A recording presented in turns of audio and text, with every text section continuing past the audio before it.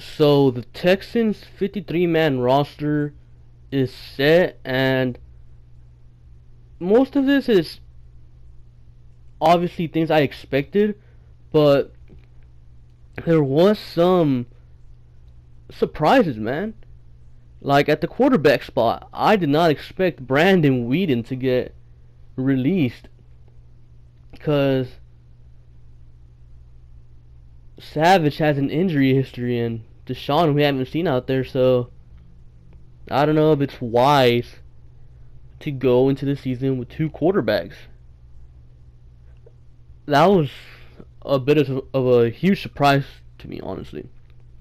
And then that running back, man, we were carrying six running backs. That was Lamar Miller, Deontay Foreman, Tyler Irvin, Alfred Blue, Akeem Hunt, and Jordan Todman. I don't know how the hell Jordan Todman even made the team. I don't know. But then we later waived Akeem Hunt in favor of a wide receiver from Dallas, Andy Jones. So that was a bit of a surprise there that we chose Todman over Hunt. I wouldn't be surprised if when Jalen Strong comes back from his week 1 suspension that we cut Todman, cause seriously, man, Todman. Anyways, fullback of course Jay Pross, he stays there. Wide receiver, currently we have only 4 healthy wide receivers, and that's DeAndre, Braxton Miller, Bruce Ellington, and Andy Jones, who we just signed from Dallas.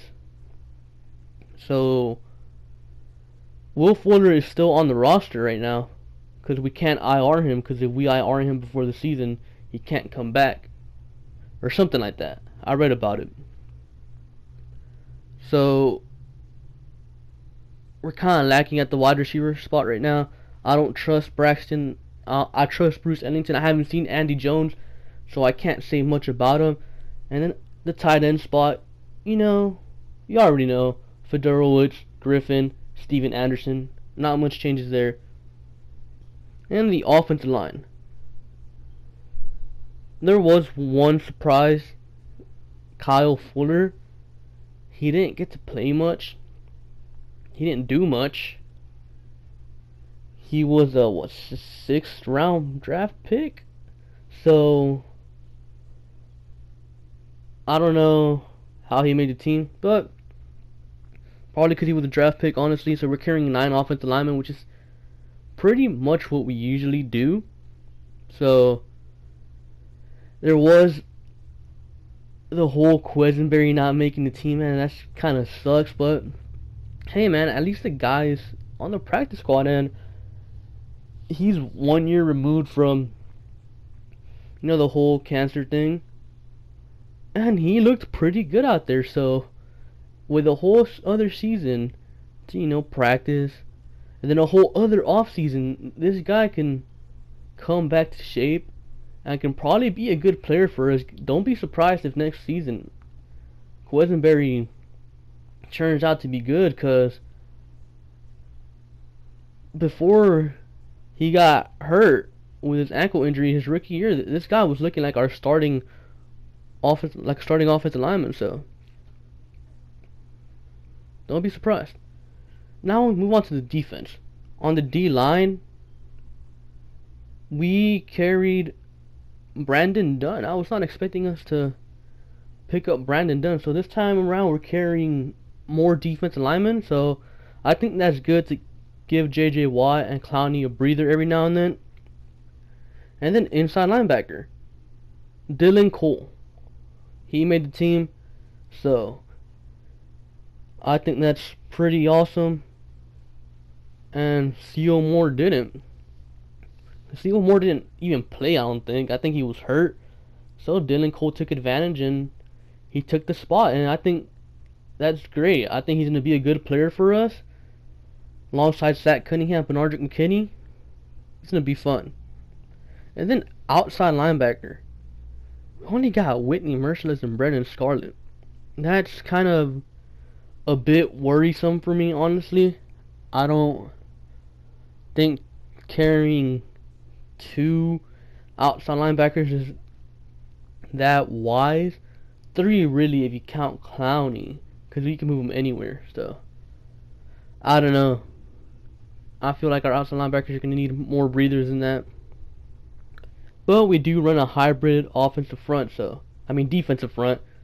So if we really need them to rest or if they're hurt, we can just switch back to a 4-3, how we were doing late last season when we were without John Simon and Watt and Scarlett. So to me, it's not big of an issue, but I would have carried one more personally.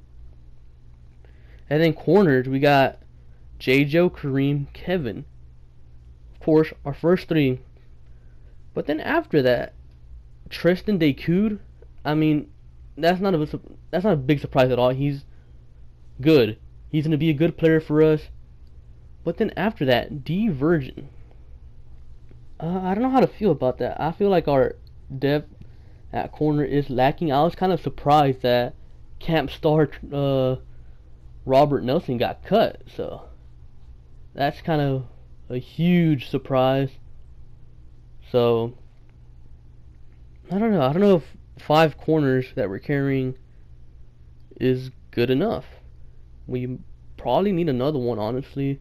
Or I would have preferred another one. And then that safety spot, Andre Howe, Corey Moore, Eddie Pleasant, Marcus Gilchrist, and Curtis Drummond.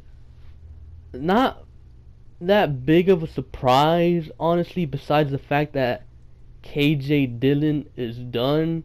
I think they gave up on him. Apparently his knee injury was far worse than what we thought, and he didn't come back and look good enough for the team. So it kind of sucks, man. I was expecting good things out of KJ Dillon, but unfortunately that didn't go through. And then Texans legend Lonnie Valentine, man, he got cut. It sucks, man. It sucks, man. The guy had all the physical attributes to be a good player in this league, but he just couldn't stay healthy, and all 4 of his years here. So I think he's done as a player. And then the one move that really, really surprised me was the fact that we chose Fairbairn over Nick Novak. I was not expecting that move at all. I was expecting to have Nick Novak, but we went with Fairbairn, and I don't know how to feel about it, honestly. Like, part of me is like, yes, we finally have a kicker that can kick it past the end zone. Because, as you guys know, our special team sucks. It does. And with Novak kicking it to the 5-yard line every single time, we gave the kick returners a better opportunity to bust out with long runs. So now with Fairbairn, we're not going to allow that. So O'Brien and Rick Smith did what they had to do. If they wanted to fix the kickoff coverage, why not change the one player that can completely change it? And that's the kicker. Because obviously our coverage unit, for whatever reason, never works. They've always sucked since the beginning of this franchise. So let's go ahead and change the one player, the one thing we can actually control. And I'm not too mad at that aspect, but where it does worry me is field goals. Because Fairbairn has the leg, but his accuracy is kind of questionable. Maybe it will get better with time, but Nick Novak was money inside the 45.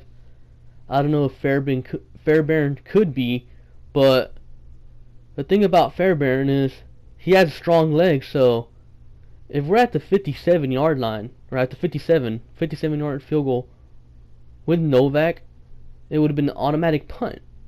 But with Fairbairn, we can actually attempt a field goal, and he has a legitimate shot of making the field goal. So I think it might be a good move, But there's also a possibility that he could end up like Randy Bullock and completely suck. So that's my concern with him there. But other than that, I'm okay with the Fairbairn over Nick Novak. With that being said, though, that's all I have for you today. Make sure to like, comment, and subscribe, and I'll catch you guys later. Peace.